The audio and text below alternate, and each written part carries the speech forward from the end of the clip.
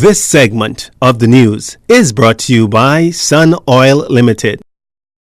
The opposition taking another stab at BPL Chairman Dr. Donovan Moxey following his recent comments on the increase in electricity cost. At the time, Mr. Moxey called out the Progressive Liberal Party for being irresponsible after charging that the hike was as high as some 70%. Besides, Dr. Moxey says he has no authority to increase the cost without consultation and authorization of ERCA. But PLP leader Philip Davis today argued that this was an issue for the Prime Minister to explain, not the chairman. I don't play with children, man. I asked you. Let me just put it this way. Look, I took the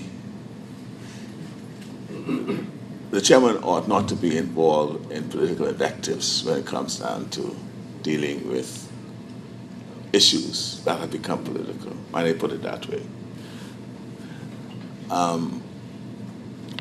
He said, and I got the tape, and it was reported. Now, if he was reported incorrectly, then that's where he ought to direct his disappointment or outrage. Now, Mr. Davis further suggested that the Prime Minister stop dodging questions and explain what's behind the sharp increase in electricity costs. The Prime Minister in the House of Assembly last Wednesday blamed the hike on higher fuel costs, but Davis called this an outrage considering crude oil prices has dropped by some 30%.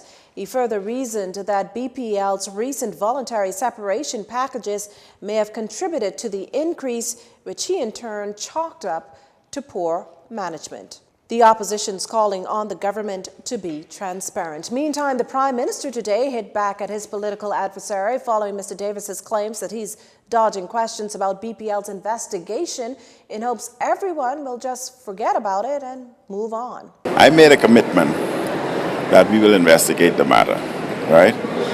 And we will investigate the matter. Do you have an update on the investigation or anything? As soon as everything commences and is completed, you would know.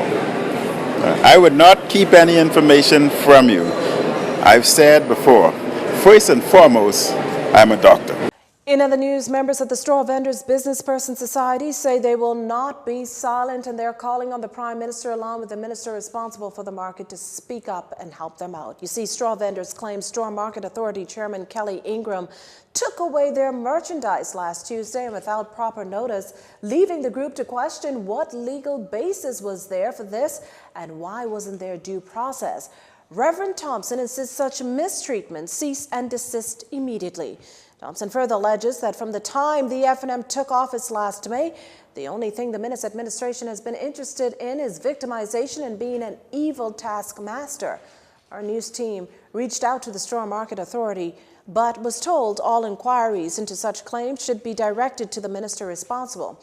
However, efforts to speak with Works Minister Desmond Bannister on the issue at Cabinet this morning were unsuccessful. Well, the need to diversify the tourism product again a talking point, this time during the Prime Minister's address yesterday at the official opening of the Bahamas Institute of Chartered Accountants Week.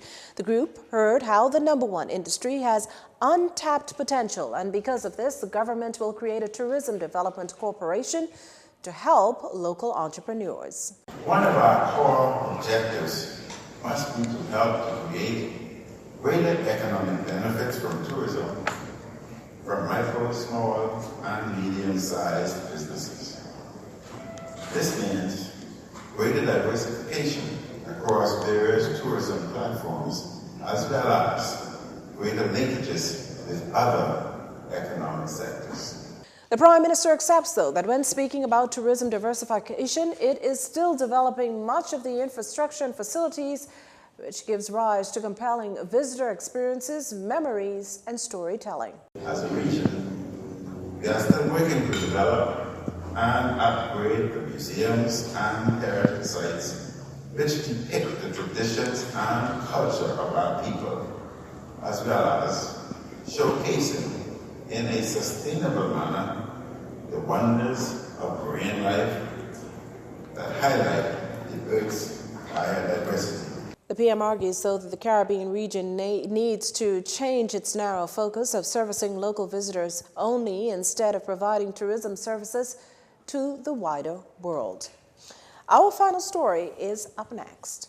This segment of the news has been brought to you by Sun Oil Limited.